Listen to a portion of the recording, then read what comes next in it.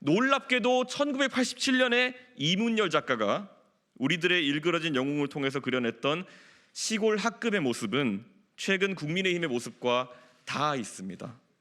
지금의 국민의힘에서 엄석대는 누구일까요? 그리고 엄석대 측 핵심 관계자는 어떤 사람들일까요?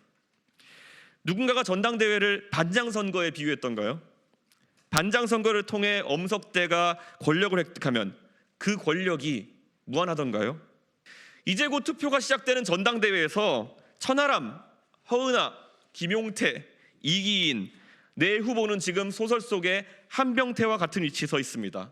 당원 여러분의 투표로 이 소설의 결말을 바꿀 수 있습니다. 천하람, 김용태, 허은하, 이기인 이 네 사람이 소설상의 나약한 한병태로 끝나지 않도록 모두 투표에 나서주십시오. 오늘 이준석 대표가 오전에 윤석열 대통령을 이문열 작가 소설 엄석대에 빗대는 표현을 했는데 혹시 보셨다면 어떻게 생각하시는지 말씀해주세요.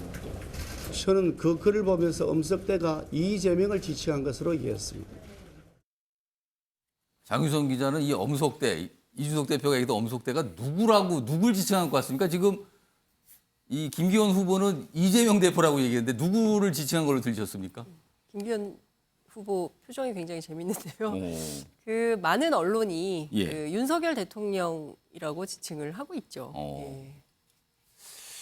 또 실제로 이게요. 예. 그 이준석 대표가 한 얘기가 재밌는데요. 엄석대를 누구와 매칭해서 생각할지는 여러분의 자유이고 고민입니다. 그러니까 본인 입으로 누군지 얘기 안 했어요. 예, 제 얘기를 듣고 엄석대가 똑같은 한 사람을 연상시킨다면 다들 공감하고 계신 겁니다. 우리는 같은 문제의식을 갖고 있고 같은 이상을 추구하고 있습니다. 이렇게 밝히고 있습니다.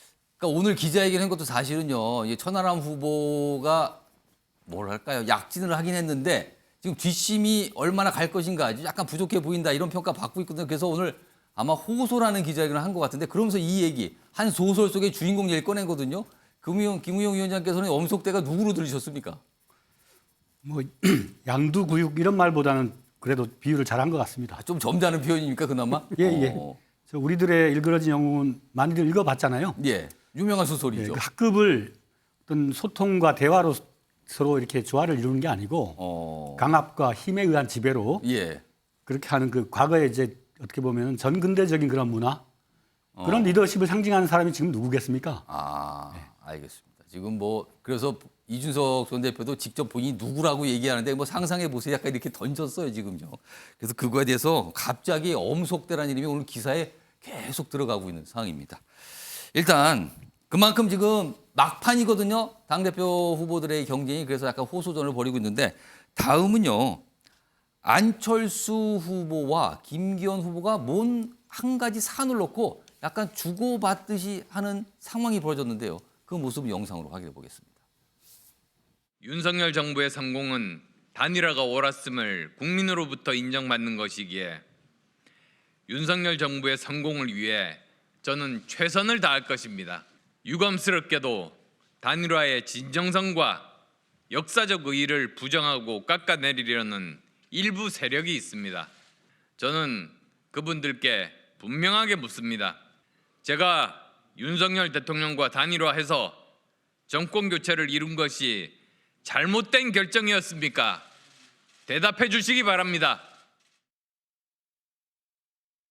오늘 오전에 안철수 후보가 단일화를 깎아내리지 말라고 당 일각에 이제 얘기를 했는데 좀 어떻게 보시나요? 저는 단일화를 깎아내릴 바가 없습니다. 단일화한 것 자체는 긍정적으로 평가한다고 이미 말씀을 드렸습니다. 그러나 단일화했다고 해요. 과거의 모든 행적들이 지워지는 것이 아니라고 하는 말씀을 드린 것입니다.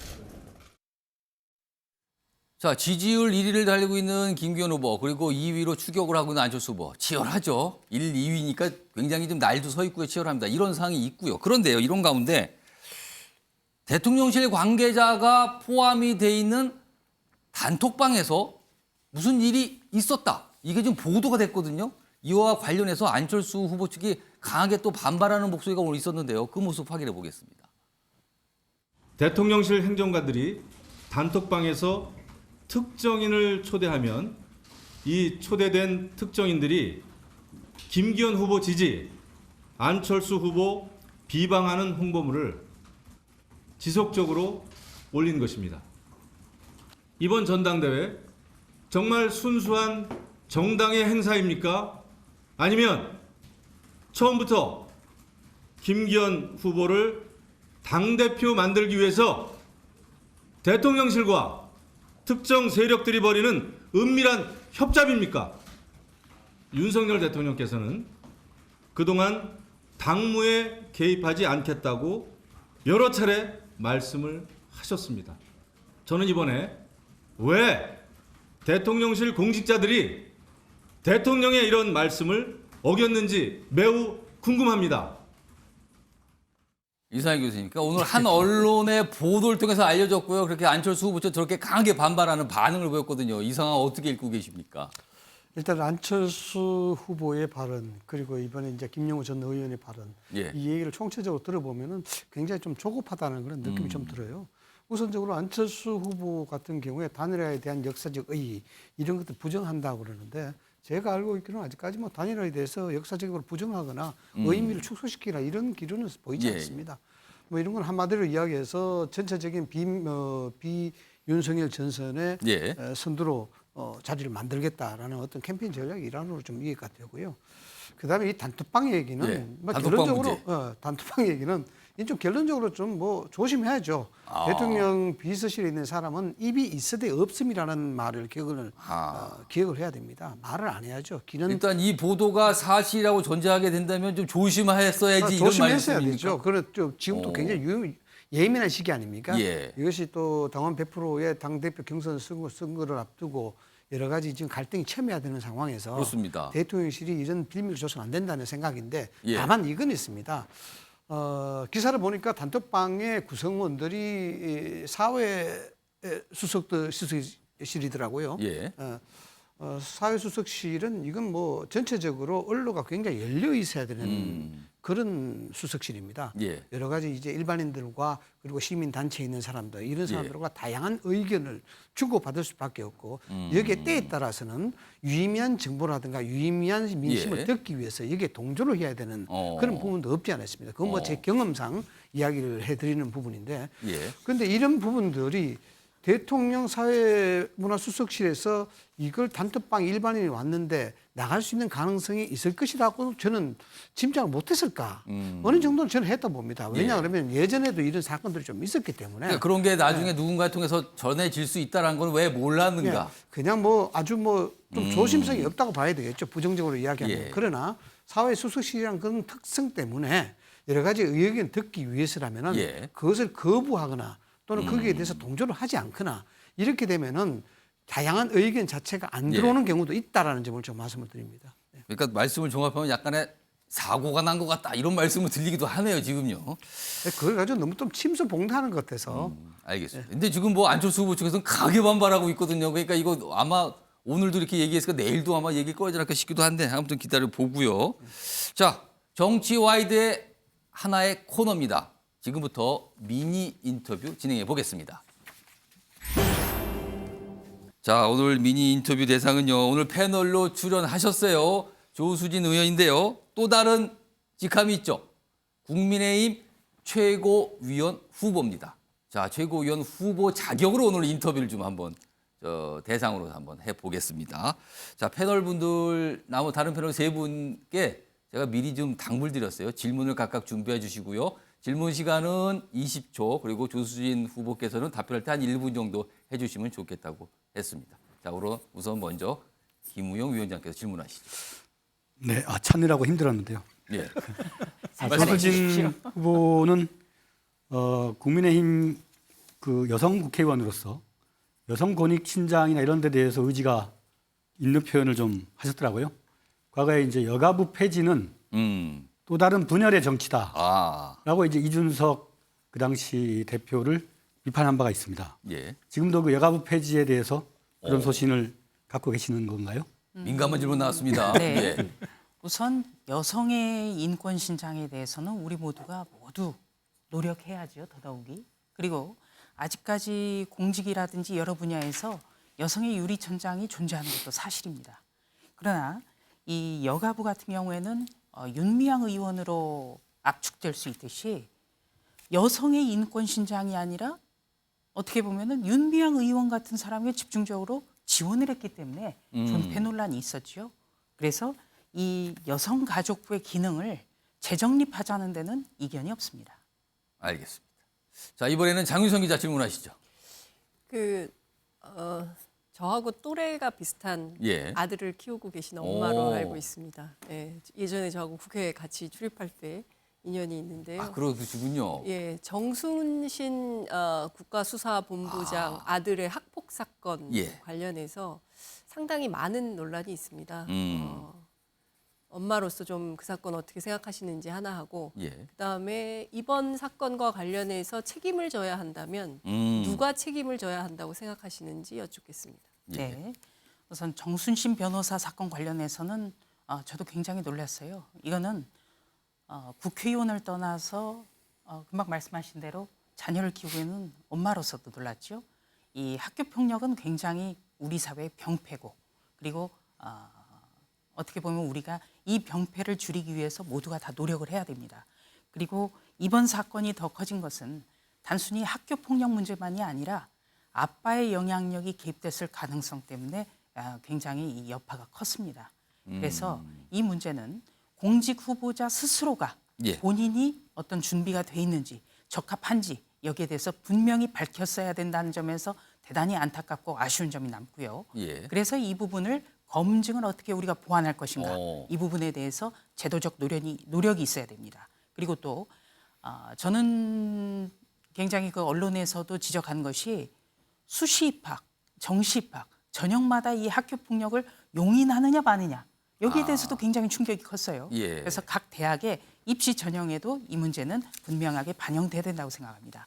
다만 이번에는 이 자녀 문제와 이런 과거의 행적들에 대해서 본인이 직접적으로 공개를 하지 않았기 때문에 예. 이것은 본인이 답하지 않으면 알기가 굉장히 어려운 구조입니다. 그리고 이 문제가 터지자마자 여기에 대해서 빠르게 정리하는 것 이것은 조금 진전된 조치로 받아들여달라 이런 당부를 좀 드리고 싶습니다. 자, 이번에 이상희 교수 질문하시죠. 저는 워낙 친해가지고요. 예. 이게 객관적이 있는 질문이 될지는 모르겠어요. 그런데 오늘 원고를 보고 저는 그냥 뭐 정치인 조수진 의원과 친하다 이런 생각을 했었는데 모처럼 좀 공부를 하게 된 계기가 됐어요. 과연 어떤 사람인가. 이 보니까 뭐 날카롭다기보다도 첫 여성 기자, 첫 여성 검찰 기자, 첫 여성 정당 기자, 예. 첫 여성 청와대 기자. 상당히 좀 선구적 역할을 많이 하셨더라고요. 그래서 최고위원 출마를 하시고 정치에 예. 입문을 하셨던 것 같은데 최고위원 되시면은 소위 조수진표 브랜드를 만들고 싶다면 어떤 걸 하고 싶은지. 오. 네. 저는 여러 인터뷰에서도 말씀드렸다시피 이 정치인, 국회의원이 어려운 것은 예. 어떤 그냥 월급 받는 것이 아니라 뭔가 자신의 소신이 있어야 된다고 생각을 합니다.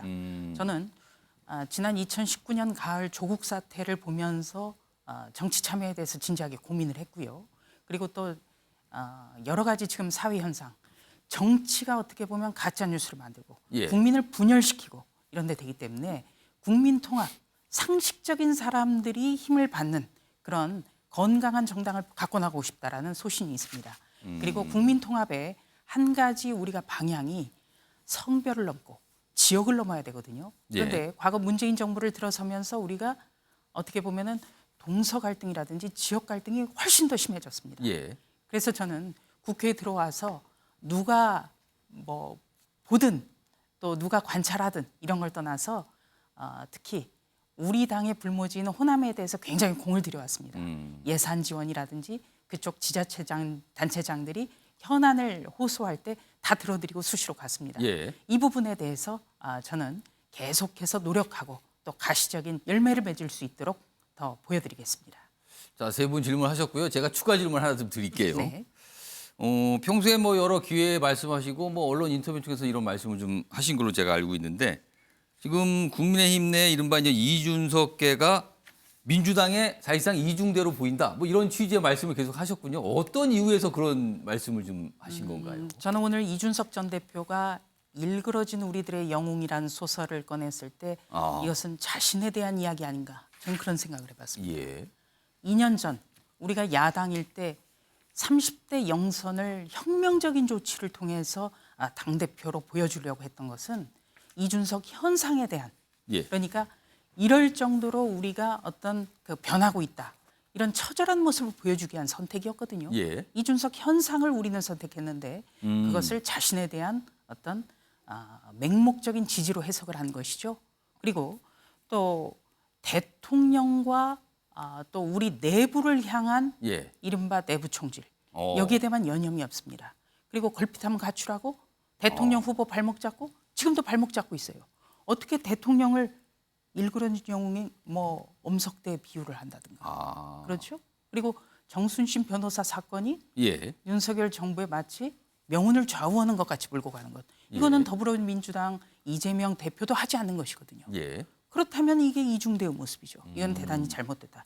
우리는 비주류를 인정하지만 건강해야 되죠. 그 예. 전제가 다른 겁니다. 그렇기 때문에 대단히 안타깝고요.